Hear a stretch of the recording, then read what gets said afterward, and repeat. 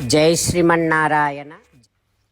కిష్కింధాకాండలో ఊరి నుండి వెళ్ళగొట్టబడ్డాను లక్ష్మణ, దుఃఖార్తే దుఃఖములో ఉన్నాను లక్ష్మణ.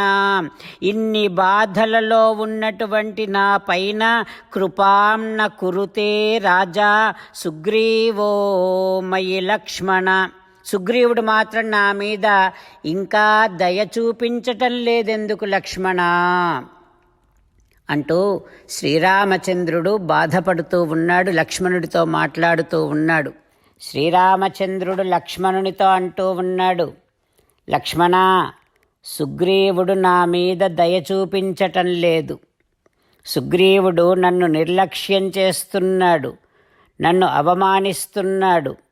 లక్ష్మణ, సుగ్రీవుడు నన్ను చాలా చిన్న చూపు చూస్తున్నాడు.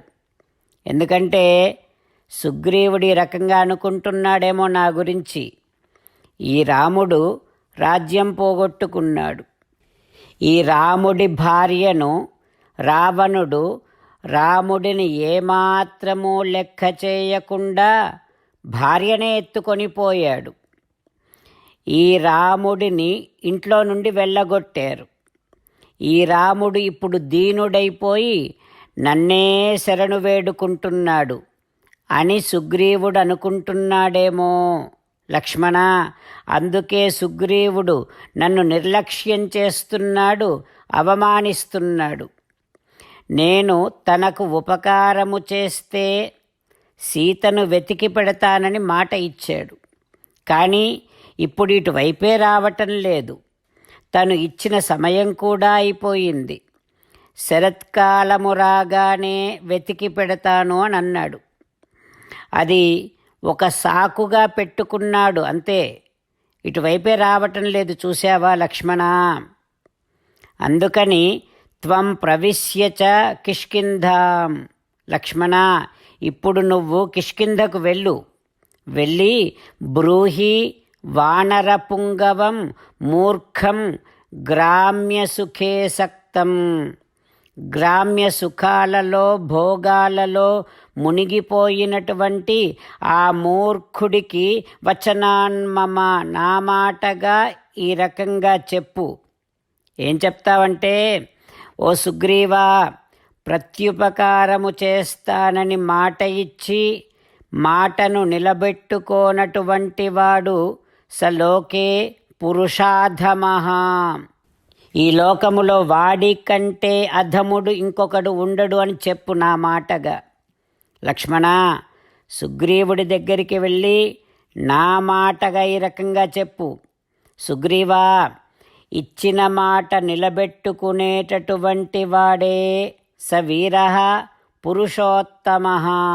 లోకములో పురుషోత్తముడని పిలువబడతాడు. మిత్రుల వలన ఉపకారాన్ని పొంది తిరిగి మళ్ళీ వారికి అవసరం ఉన్నప్పుడు వారికి సహాయపడనటువంటి వాడిని కృతఘ్నుడు అని అంటాం. అయితే తాన్ మృతానపి క్రవ్యాదాః కృతఘ్నాన్ న ఉపభుంజతే.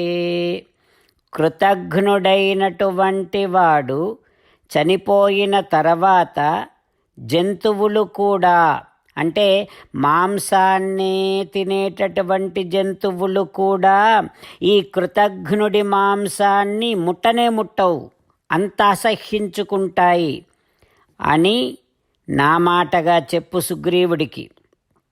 లక్ష్మణ, సుగ్రీవుడు నా పరాక్రమాన్ని చూసే ఉంటాడు. నేను నా ధనుస్సును ఎక్కుపెట్టి వింటిని లాగి పట్టినప్పుడు నాలో ఉండేటటువంటి పౌరుషాన్ని చూసే ఉంటాడు ఆ సుగ్రీవుడు. రామచంద్రులను మనసారా ధ్యానము చేస్తూ పరమదయాలువు పరమశివుడు చెప్పిన పరమపావన రామనామాన్ని చెబుతూ మనము రామనామ గానము చేస్తూ ఉంటే అదిగో సీతారామచంద్రులు, పార్వతీ పరమేశ్వరులు, ఆంజనేయస్వామి, సకల దేవతలు, పితృదేవతలు, మహర్షులు, ఆచార్యులు, భాగవతోత్తములు అందరూ మనని చూసి ఆనందముతో అనుగ్రహిస్తున్నటువంటి దృశ్యాన్ని భావన చేస్తూ నోరారా రామనామగానము చేద్దాం. రామ రామ దశరథ రామ, రామ రామ దశరథ రామ, హే హే రాజా రామ, హే హే రాజా రామ, హే హే సీతారామ, హే హే సీతారామ. జై శ్రీమన్నారాయణ. భక్తులకు ప్రత్యేకమైనటువంటి విజ్ఞాపన. మీకు అన్ని విషయాలలో వెంటనే మంచి ఫలితాలు రావాలి అనంటే ప్రతిరోజు 1 నిమిషం వెచ్చించి నారాయణాస్త్రాన్ని చదవండి. ఇక మీకు తిరిగే ఉండదు. నారాయణాస్త్రాన్ని పొందడానికి మీరేం చేయాలంటే నారాయణాస్త్రం అనే వెబ్సైట్కి వెళ్ళి మీ పేరు, మీ ఈమెయిల్ ఇస్తే మీ ఈమెయిల్కి నారాయణాస్త్రం PDF వస్తుంది. అందులో ఒక రామాయణ శ్లోకం, ఒక గీతా శ్లోకం, ఒక విష్ణునామం ఉంటాయి. ఆ మూడింటిని కలిపి నారాయణాస్త్రం అంటాం. ప్రతి ఒక్కరికి వేరువేరు శ్లోకాలను ఇస్తున్నాం. ఆ రకంగా ఎవరి శ్లోకాన్ని వారు ప్రతిరోజు తప్పనిసరిగా చదవటం వలన ప్రతిరోజు ప్రతి 24,000 భక్తులతో ఒకసారి సంపూర్ణ రామాయణ పారాయణ, 33 సార్లు శ్రీమద్ భగవద్గీత పారాయణ, 24 సార్లు శ్రీ విష్ణు సహస్రనామ స్తోత్ర పారాయణ జరుగుతుంది. ప్రతి ఒక్కరికి అంతటి విశేష ఫలితము ప్రతిరోజు లభిస్తుంది. అందుకని మీరు, మీ కుటుంబ సభ్యులు అందరూ ఒక్కొక్కరు ఒక్కొక్క నారాయణాస్త్రాన్ని వెంటనే పొందండి.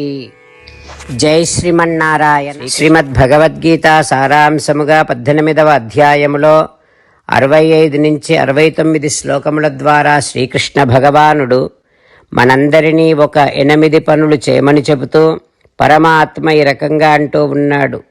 ఎవరెవరైతే నేను చెప్పిన ఈ 8 పనులు చేస్తారో వారందరూ నాకు చాలా ఇష్టమైన వారవుతారు. అప్పుడు వారిని నేను సకల పాపముల నుండి, సకల దుఃఖముల నుండి విముక్తులను చేసి నా అంతటి వారిగా చేసుకుంటా, తరగని ఆనందాన్ని అనుభవింపచేస్తా. నిజమే చెబుతున్నా, ప్రమాణము చేసి చెబుతున్నా అంటూ సాక్షాత్తుగా దేవదేవుడైన శ్రీమన్నారాయణుడైన శ్రీకృష్ణ భగవానుడే మనను ఈ 8 పనులు చేయమని చెబుతూ ఉన్నాడు కనుక, హో శ్రీమన్నారాయణ, కరిష్యే వచనం తవ, తప్పకుండా చేస్తా, నువ్వు చెప్పినట్టే చేస్తా అంటూ మనం ప్రతిరోజు దేవదేవుడైన శ్రీమన్నారాయణుడికి ఈ రకంగా మాట ఇద్దాం. హో శ్రీమన్నారాయణ, నువ్వు చెప్పినట్టే నేను నిన్నే సంతతము ధ్యానము చేస్తూ ఉంటా. హో శ్రీమన్నారాయణ, నువ్వు చెప్పినట్టే నేను నీ భక్తుడిగానే ఉంటా. హో శ్రీమన్నారాయణ, నువ్వు చెయ్యమన్నట్టే నేను నా విధులను, కర్తవ్యాలను నీ సేవగా, నీ తృప్తి కోసమనే సక్రమంగా నిర్వర్తిస్తూ ఉంటా. హో శ్రీమన్నారాయణ, నువ్వు చెప్పినట్టే నేను నీవాడిని అనే మహావిశ్వాసాన్ని సంతతము కలిగి ఉంటూ నా హృదయములో నీకే నమస్కరిస్తూ ఉంటా. హో శ్రీమన్నారాయణ, మామేకం శరణం వ్రజ, నన్నొక్కడిని మాత్రమే శరణు వేడుకో అని నువ్వే అన్నావు కనుక నేను నిన్ను ఒక్కడిని మాత్రమే శరణు వేడుకుంటా. హో శ్రీమన్నారాయణ, మా శుచః, ఇక దుఃఖించకు అని నువ్వే నాకు భరోసా ఇస్తూ ఉన్నావు కనుక నేను ఇక దుఃఖించను. హో శ్రీమన్నారాయణ, నువ్వు చెప్పినట్టే నువ్వు నా కోసమని చెప్పిన శ్రీమద్భగవద్గీతను ఎప్పుడో ఒక్కసారి కాకుండా ప్రతిరోజు కనీసం 1 శ్లోకాన్నైనా అనుసంధానము చేస్తూ గీతోపదేశాన్ని జ్ఞాపకం చేసుకుంటూ ఉంటా. హో శ్రీమన్నారాయణ, నువ్వు చెప్పినట్టే నువ్వందరి కోసమని చెప్పిన శ్రీమద్భగవద్గీతను తెలియని భక్తులందరికీ తెలియచేసే నా వంతు ప్రయత్నాన్ని నిరంతరము కొనసాగిస్తూనే ఉంటా.